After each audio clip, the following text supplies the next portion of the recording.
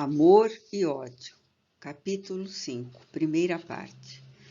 Gaston de Saint-Pierre arrendara em Paris o primeiro andar de um vasto e nobre edifício da rua de Lafayette, ali passando a residir.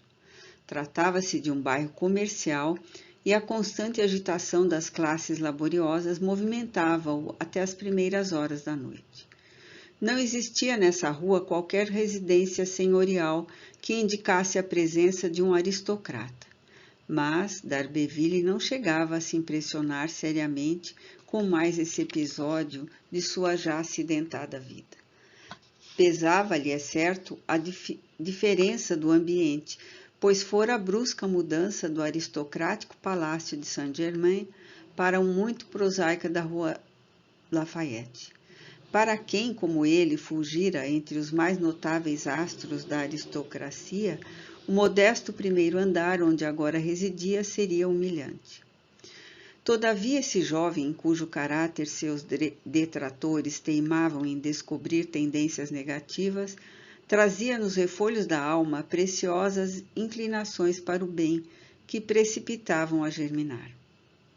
O homem vulgar, cuja mentalidade se tisna das caligens dos preconceitos primitivos, alcança e aceita somente aquilo que brutalmente se impõe por formas ou atos exteriores na objetividade passageira das circunstâncias de momento. O juiz supremo, no entanto, atenta de preferência das possibilidades que se ocultam nos arcanos da consciência das suas criaturas, sem se demorar a criticar o exterior, ou seja, as ações que os homens não raramente praticam, arrastados mais pelas circunstâncias favoráveis do meio em que vivem do que mesmo por suas verdadeiras inclinações e vontades. Deus conhece essas possibilidades. As tendências generosas que houver serão carinhosamente incentivadas dentro do harmonioso mecanismo de suas próprias leis. As nobres predisposições, auxiliadas por outros tantos fatores que se conjugam na magnífica trama da vida, e as sementes de virtudes que lá se deixavam estar nos refolhos da alma humana, ocultas ao mundo mais visíveis a Deus, germinam, crescem, florescem, frutificam na primavera sacrossanta da reabilitação. E assim é que um delinquente se elevará à probidade do homem de bem, de um libertino à gravidade da sensatez, de um réprobo à humildade e à solicitude do crente. Deus, o Pai Todo-Poderoso e Todo-Misericórdia, é o sábio e paciente jardineiro que cultiva na alma imortal de seus filhos os germes das virtudes com que os dotou a todos. Daí porque Gaston d'Arberville sentia que um senso novo se impunha dentro de seus raciocínios, melhor orientando para as peripécias que se apresentavam agora em sua vida. Aliás, que lhe restaria fazer se não resignar-se à vida de seu novo bairro? Não era ele próprio agora comerciante também? Não era do trabalho exaustivo, das preocupações profundas de homem de negócios, dos esforços junto a burgueses laboriosos que estava vivendo, contando a reabilitar-se financeiramente a fim de reconquistar posição para ofuscar de Lacordaire e dele receber Henriette? Porventura, aqueles burgueses simples, trabalhadores honrados, almas temperadas no cadinho de pele de pelejas rudes, não se mostravam seus amigos desinteressados, sabendo que já bem pouco possuía, recebendo-o amistosamente em seu meio, despreocupados da sua reputação de fidalgo? Outrora, conquanto esposando ideias liberais, longe se julgava de ombrear-se a homens como esses, que agora o serviam nas críticas circunstâncias em que se encontrava. Reconhecia-os agora nobres e probos, admirava-os. Grandiosa qualidade reconhecia que era no coração de um ser humano a ausência do orgulho de casta.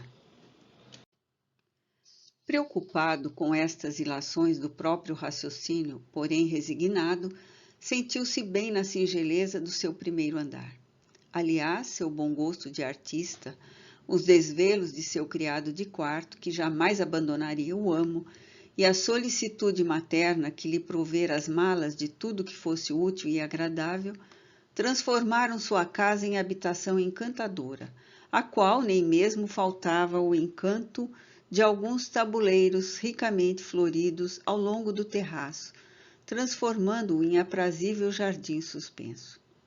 Entregara-se então com labor digno de elogios às atividades da sua associação e embrenhava-se no mundo das finanças internacionais, interessando-se pelos produtos de toda a natureza. O senso de responsabilidade apresentou-se inspirado pelo trabalho e, despertando-lhe brios novos, serenamente encaminhou-se ao cumprimento dos deveres profissionais. O valor construtivo de que era capaz revelou-se por meio das meritórias e abençoadas lutas ao trabalho cotidiano, mostrando admiráveis qualidades que jaziam adormecidas em seu caráter. E Gaston, então, reconheceu o quanto era superior e digno para um homem o fato de viver à sua própria custa, sob a proteção do seu trabalho. Amava seus labores e reconhecia-lhes os encantos. Sua alma de grande idealista perfumara-os de generosos aspectos de múltiplos atrativos. Reconhecia em seus afazeres um amigo que o guiava sincera e desinteressadamente. Deles fizeram uma individualidade digna de ser amada e respeitada, visto que lhe oferecera socorro em ocasião adversa. O pobre marquês, porém, apesar de tudo, sofria. As horas de repouso tornavam os dissabores e as apreensões do coração avultavam amargurosas e desconcertantes. Todas as noites, fim dos afazeres e muitas vezes fatigado, Gaston entregava-se ao repouso e, dando asas à meditação, aprazia-se em reler páginas do amado livro das recordações. Os bosques de Saint-Pierre, com seus pinheiros cheirosos e as macieiras fecundas, os lagos e jardins de Sainte-Croix, onde desfrutara horas suavíssimas ao lado de Henriette, eram recordações que ele evocava fielmente, cruciando-se de saudade, vibrando as mesmas dulcíssimas emoções experimentadas então. Mas nem sempre as páginas desse livro sentimental apresentam detalhes assim fagueiros e confortadores. A lembrança da humilhação infligida por Delacourt revoltava-se o coração contundido, envergonhado frente a si próprio, vendo-se obrigado a acovardar-se por circunstâncias irremovíveis no momento. Então, o coração opresso, a mente torturada pelo clamor angustiante de inelutáveis elucubrações, levantava-se agitado e como que irradiando emoções superiores. Empunhava a harpa, a qual amava com veneração do verdadeiro artista, ou sentava-se ao piano. A inspiração descia do infinito para rociar-lhe a alma com ondas de ritmos arrebatadores e puros, levando-o a transvasar para a música a dor que o lacerava. Assim, criando melodias deíficas, sonatas ou romanças, árias ou prelúdios, que seriam eloquentes expressões da arte formosa e incomparável. De outras vezes, preferia sentar-se à secretária e escrever. Tomava da grande pluma e traçava, em versos maviosos, encantadores poemas bucólicos, elegias mimosas, romances sugestivos ou ternos, os quais, ainda por ele adaptados à melodia anteriormente imaginada, dele faziam um admirável intérprete das duas artes divinas, música e poesia. Um mês depois de se haver instalado novamente em Paris, Gaston de Saint-Pierre dirigiu-se a Rouen a fim de visitar sua jovem prometida. Não conhecia as ordens do Visconde a respeito da filha. Julgara, portanto, possível vê-la facilmente, e ansioso sob a impetuosidade do seu caráter ardoroso e inquieto, já se imaginava contemplando-a enternecido a lembrança do encanto irresistível que irradiava de toda a pessoa de sua bem-amada.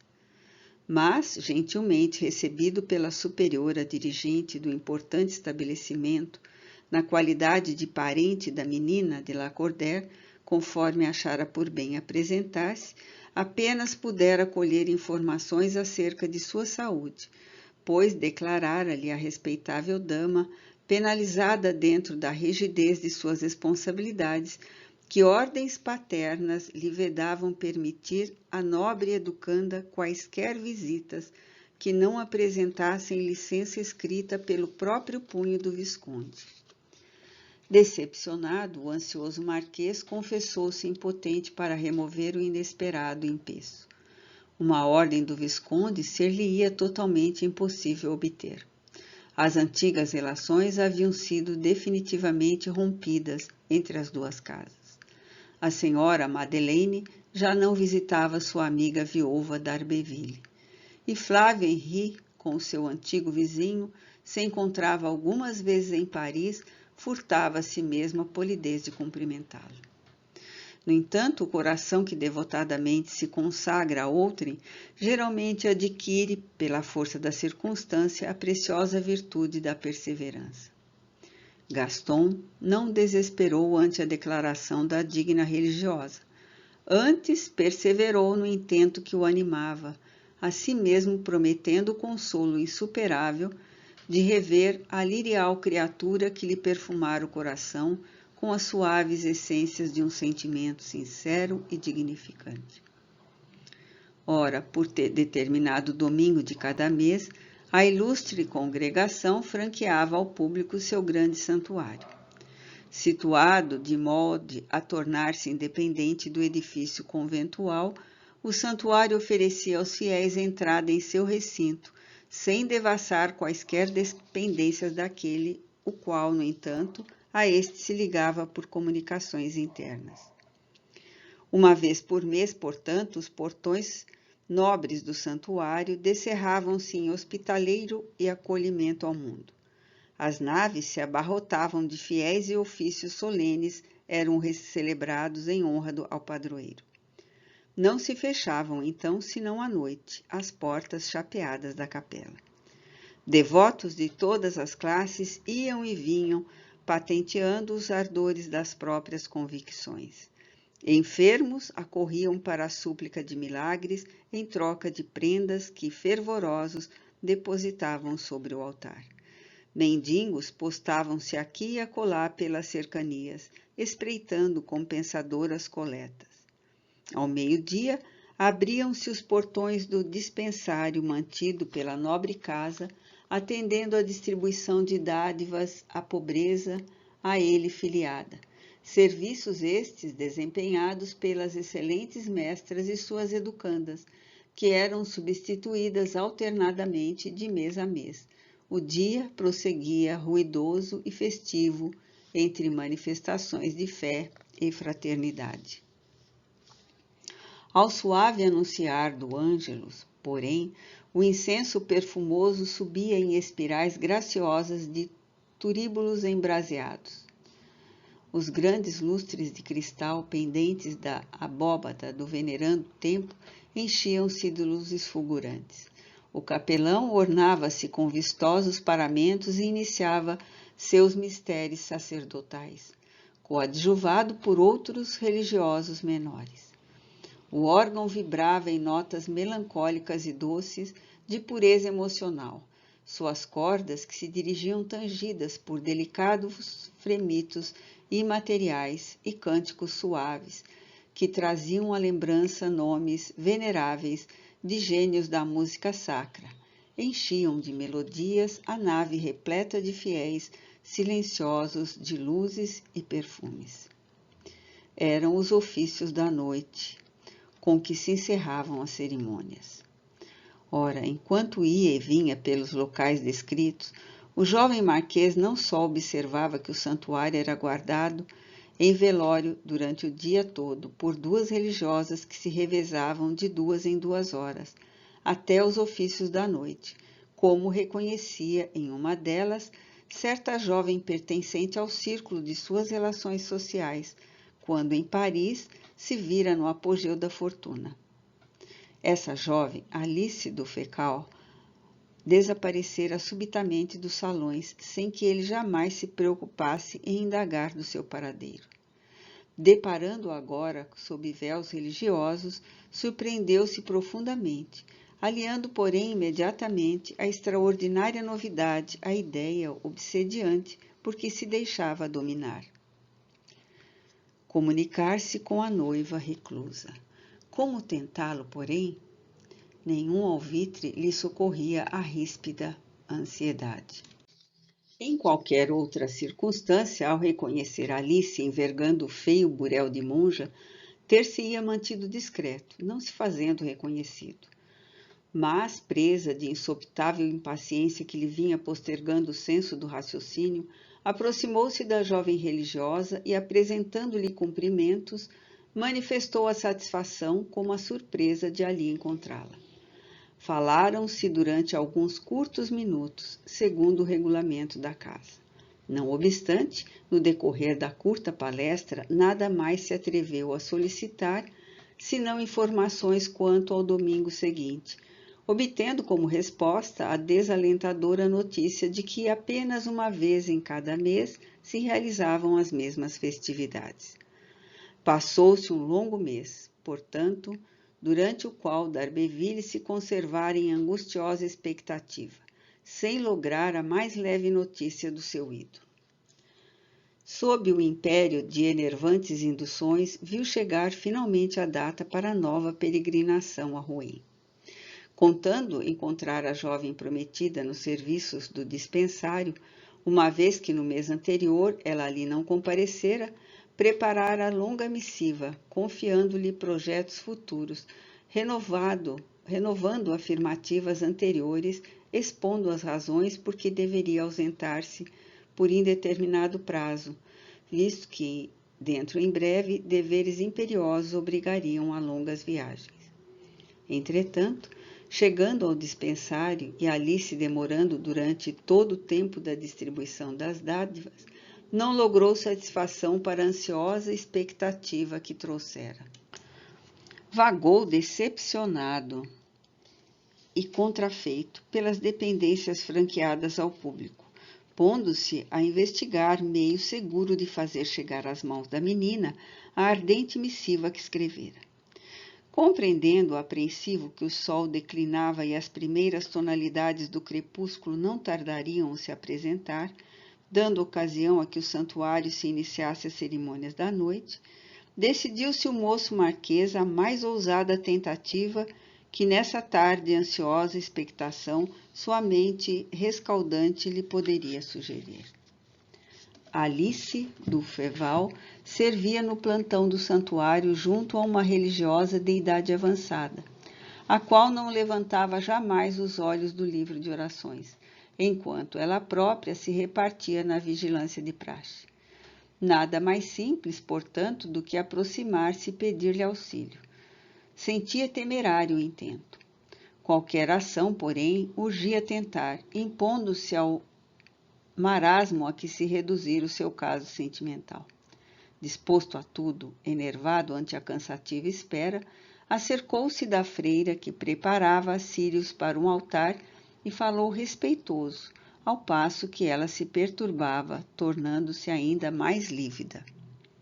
Minha boa irmã, vede diante de vós um homem desesperado, cuja única esperança se encontra na bondade que irradia das vossas atitudes. Comovida, a jovem freira balbuciou, percebendo que o fidalgo se interrompia. Explicai-vos, Senhor, e vereis se me será permitido aliviar as agruras do aflito que na casa do Senhor suplica mercê. Obrigado.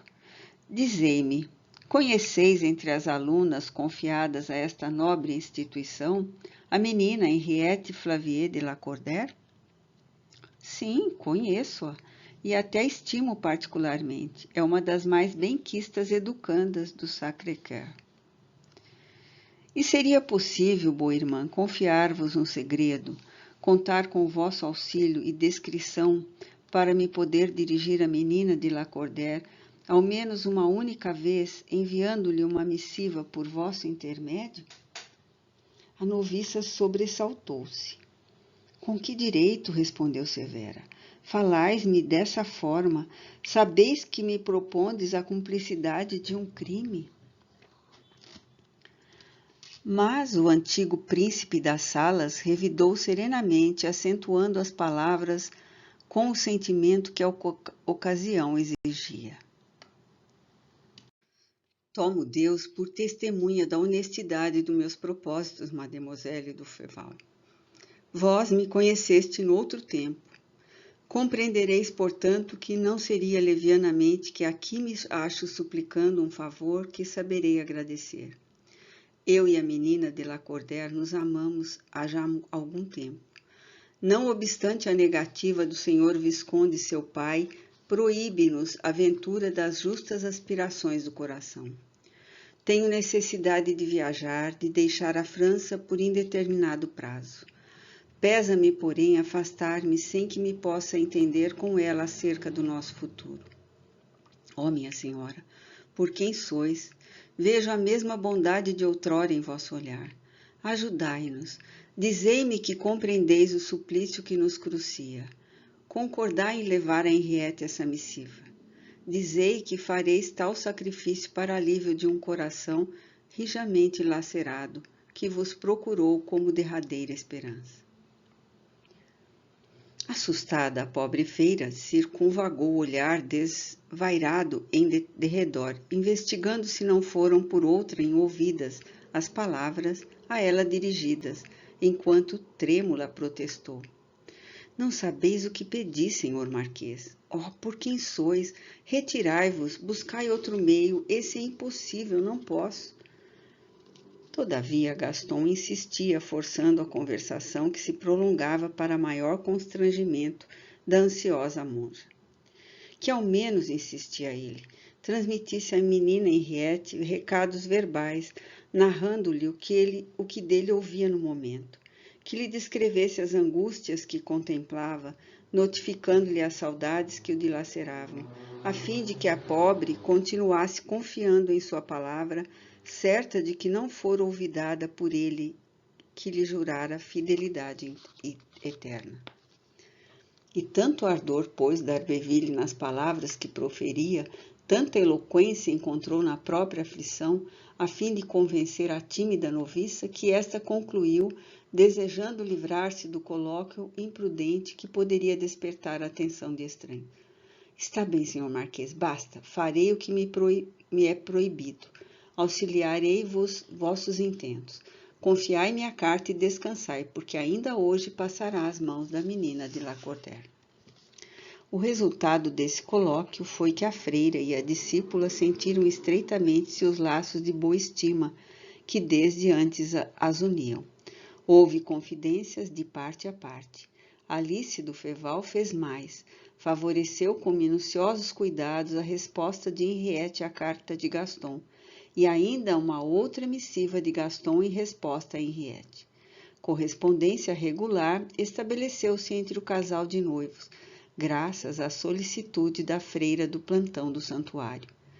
E o ouro do Marquês, que comprara a dedicação de mais de um serviçal das cozinhas e dos pátios do estabelecimento. Enquanto decorria o primeiro mês, porém, as duas jovens reclusas, esperando a volta do Marquês, concentravam o meio de permitir a Henriette falar ao noivo. O caso parecia, em síntese, mais simples do que a princípio imaginaram. O edifício do convento, como sabemos, separava-se do santuário por pequenas passagens interiores ou galerias, as quais permitiriam fácil acesso a uma e outra dependências. Nos dias festivos, as mesmas passagens eram rigorosamente interditadas, existindo ordens para que ninguém delas se utilizassem senão às horas de celebração, exceção feita às religiosas incumbidas da vigilância da capela, as quais necessariamente precisariam delas se utilizar para o que trazia cada uma as suas chaves. Tais galerias, portanto, e adjacências permaneceriam em completa solidão durante grande parte do dia. Acresce a circunstância de que aos domingos era lícito às educandas se recrearem nos claustros ou no parque, repousarem em suas celas ou tratarem da correspondência para a família no escritório que lhe era destinado.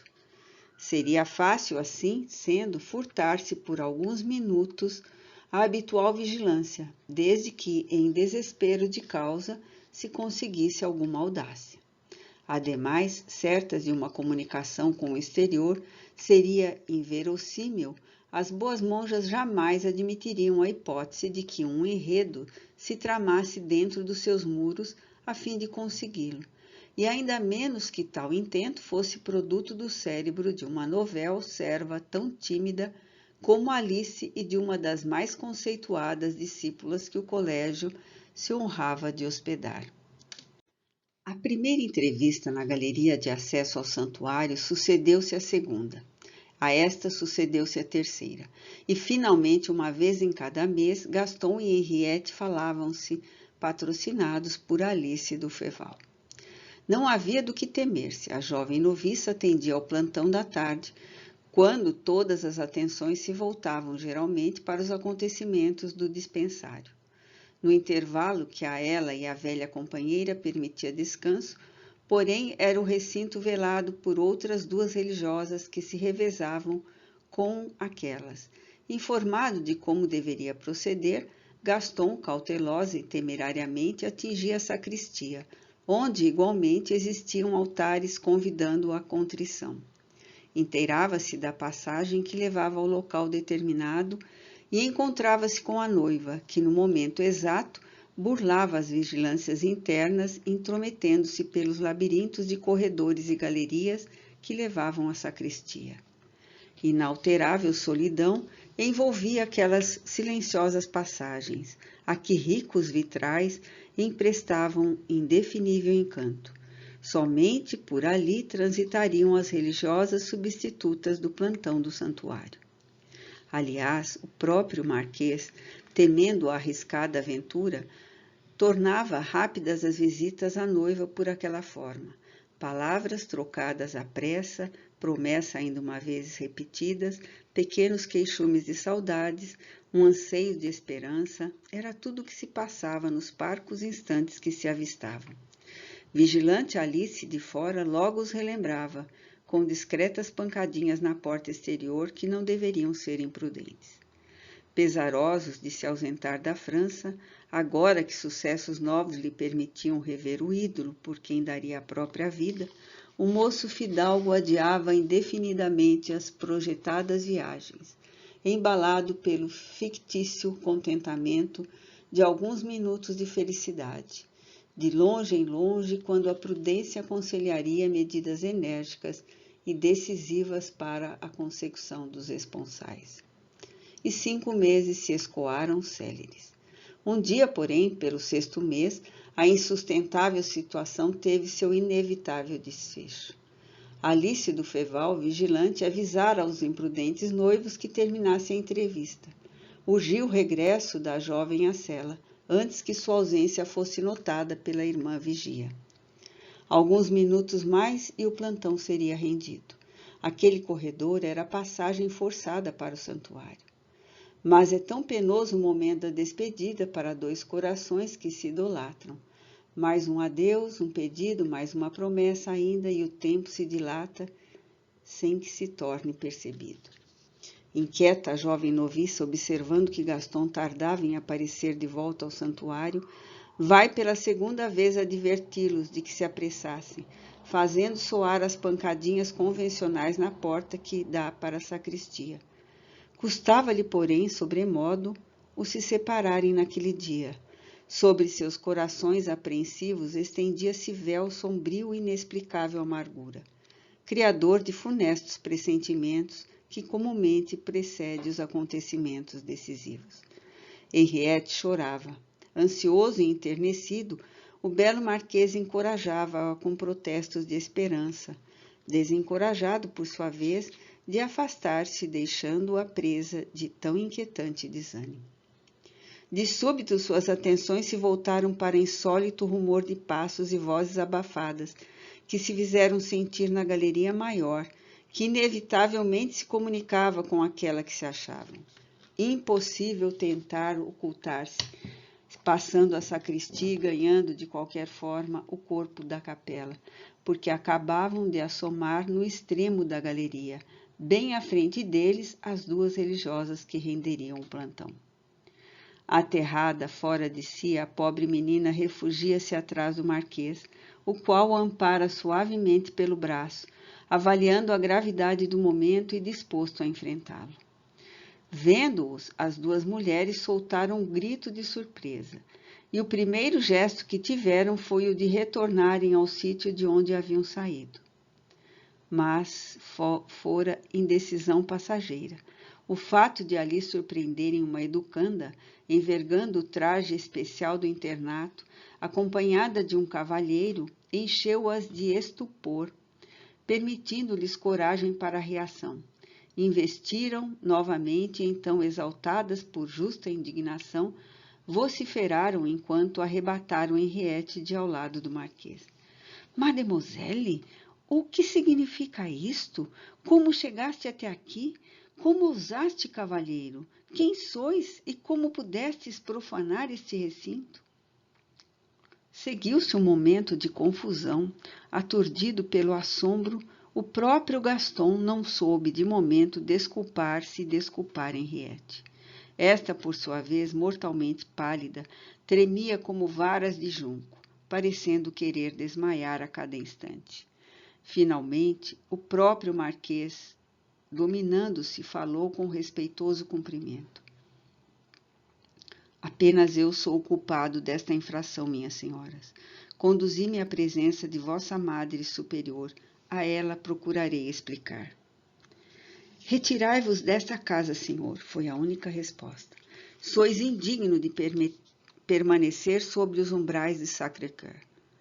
Gaston fez um gesto respeitoso e afastou-se, reconhecendo que as boas monjas estavam com a razão, enquanto as pesadas portas atrás dele se fecharam com estrondo.